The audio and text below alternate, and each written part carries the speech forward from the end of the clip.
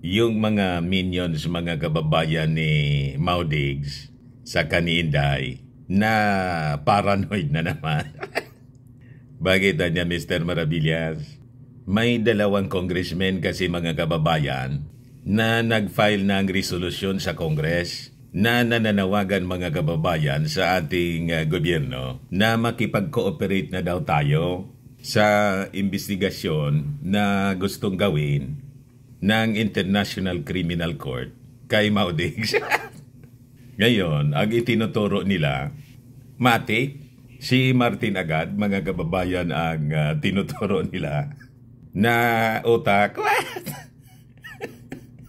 Ito po, mga kababayan, yung balita ngayon from Impact Leadership. House resolution calls for government cooperation with ICC. Na paranoid po yung mga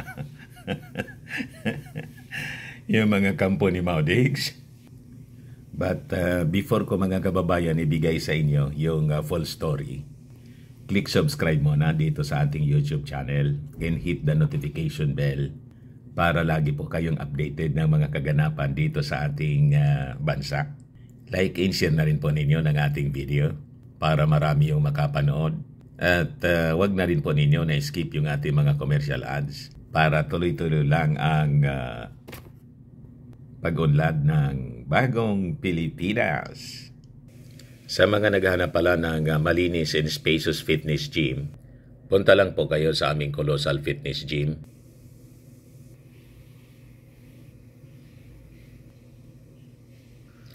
We also offer Grab car rental po with our brand new 2023 model ng Toyota Innova.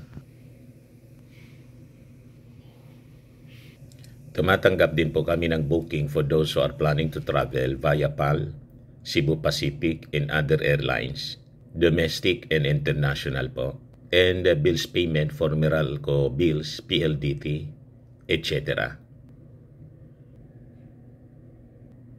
Ang Colossal Fitness Gym is located at 3rd floor Security Bank Building, Landco Business Park, Legazpi City, Albay. For your inquiries, look for Jilon Maravillas. Contact number niya po 0966-802-0949.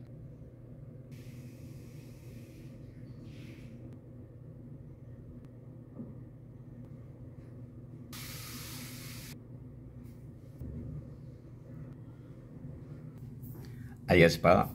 Ayos na ayos niya, Mr. Maravillas. Ibalik na po tayo sa ating kwento. Di ano niya, Mr. Maravillas, yung masasabi mo dyan? Resolution pa man lang po ito. At yung author po ng resolution, si Congressman Benny Abante ng Manila. Isang pastor po ng Baptist Church. Isa pagkakakilala ko po kay Congressman Benny Abante. Independent po yun kung mag-isip. Hindi mo yun basta ma-impluwensya. Pastor may prinsipyo po yun. And yung Congress po, just like the Senate or the Sanggunian po, collegial body po siya.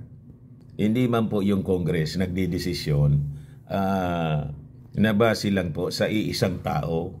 Nagdidesisyon po siya based doon sa majority.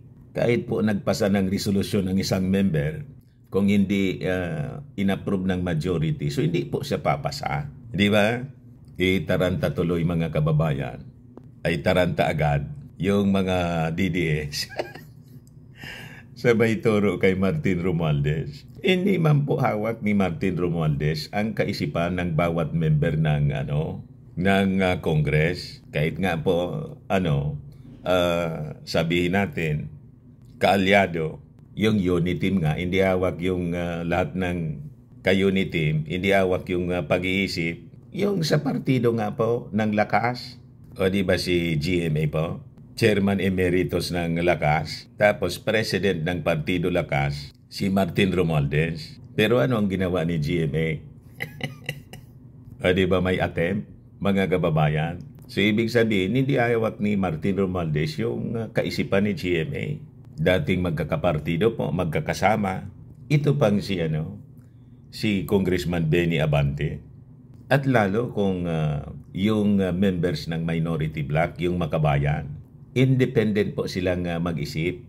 Maging sa Senado po, ganon. Pero ibigay ko muna mga kababayan sa inyo kung ano itong resolusyon. So sabi dito sa Impact Leadership, cooperate with the ICC, House Committee on Human Rights Chairperson Benny Abante, and One Rider Party List Representative Raj Gutierrez have filed House Resolution number 1477 urging the government to extend their full cooperation to the Office of the Prosecutor of the International Criminal Court or ICC with respect for its investigation of the alleged crime with the jurisdiction of the ICC committed in the Philippines in the context of the war on drugs. Tapos niya Mr. Maravillas, malamang nanginginig na niya si Maudigs. Matapang si Maudigs. Sabi nga ni Maudigs doon sa subpena sa kanya ng Quezon City RTC sa kasong final ni Franz Castro. Ino-oppresan niya ako ni Franz Castro. Pakulong na lang niya ako. Sagot naman po ng isa pang kalyado ni Franz Castro, yung Gabriela representative si Brusas. Wala man na niyang pumipigil sa kanya kung gusto niya nga pumasok. O, diba? So, huwag kayong mag-alala, mga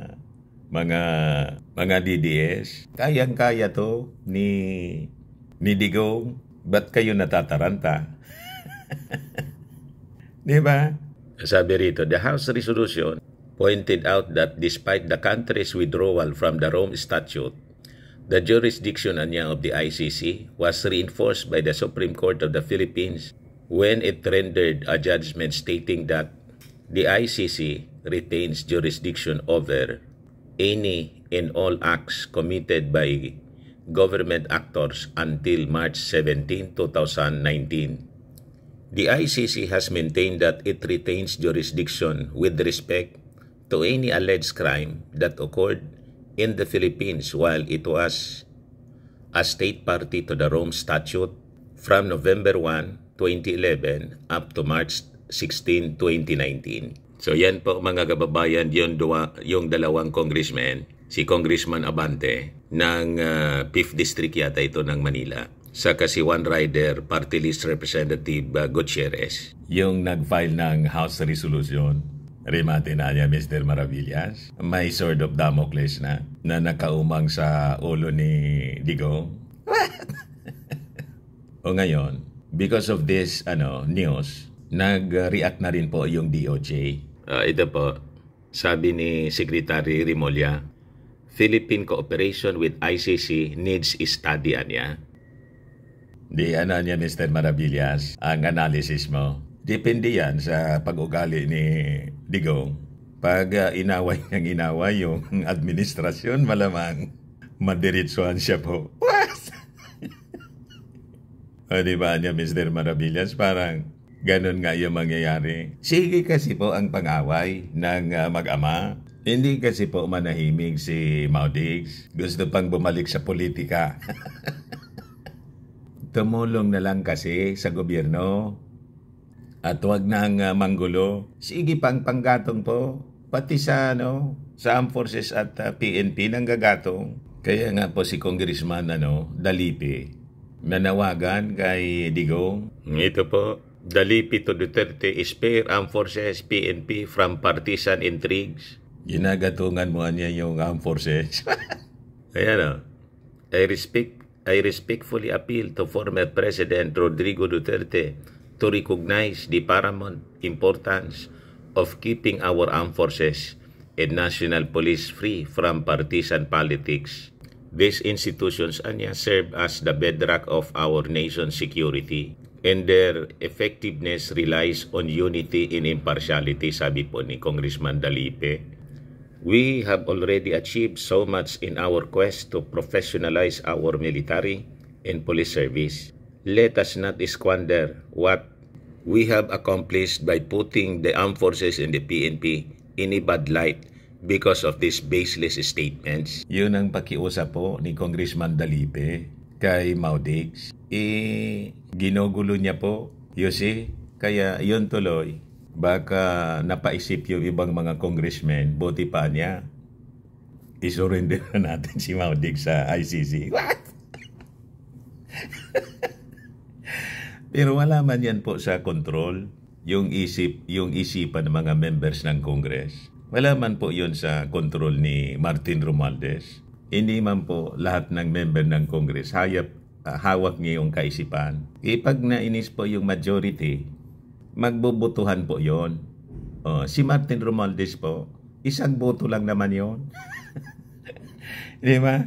Although may influensya, siyempre, as Speaker of the House. Pero ang masusunod siyempre, yung majority, kung magbaliktaran at sabihin kay Martin, hindi niya po pwede yung ginagawa ng dating leader, nilalagay na sa peligro yung ating bansa. So panahon na siguro niya, speaker na i-approve natin itong resolusyon para i-allow na yung ICC pumasok dito. O diba? Sabi nga natin po, ang gumagawa ng sarili niyang problema, si Mau Diggs man lang po. Yung mag-ama, si Inday, siya man lang ang may gawa-gawa ng problema niya. Tapos pinapalabas nila, inaapi sila ngayon. Di ba? So bilang reaction mga kababayan, sabi ni Secretary Remulla, it needs a serious study on the part of the Department of Justice, considering we are no longer a member of the Rome Statute, yung ICC. So yung resolution mga kababayan ni Abante at ni Gutierrez happened a month after 3 Makabayan lawmakers filed a similar resolution. So, madaling sabi, kung titingnan natin maigi, dati yung minority bloc lang, yung gustong papasukin yung ICC. Ngayon, nadagdagan na. Di ba? Possibly, dahil po sa panggugulo po ng matanda sa administrasyon. Ito, kuwan ko man lang po, mga observations natin, analysis. Pag nakita siguro ng mga congressmen na lumalala yung panggugulo, pambabastos sa Kongreso ni Mau Diggs at saka po ni Inday, malamang sa malamang ipapasa nila yung resolusyon. Ayan man lang po mga kababayan yung ating short video. Post your comments po kung ano yung masasabi ninyo. Suportado po ba ninyo itong resolusyon ng 2 congressmen? Pabor ba kayo o hindi? Ayos pa. Ayan man lang po. Ako po si Dante Maravillas. Bye-bye. God bless.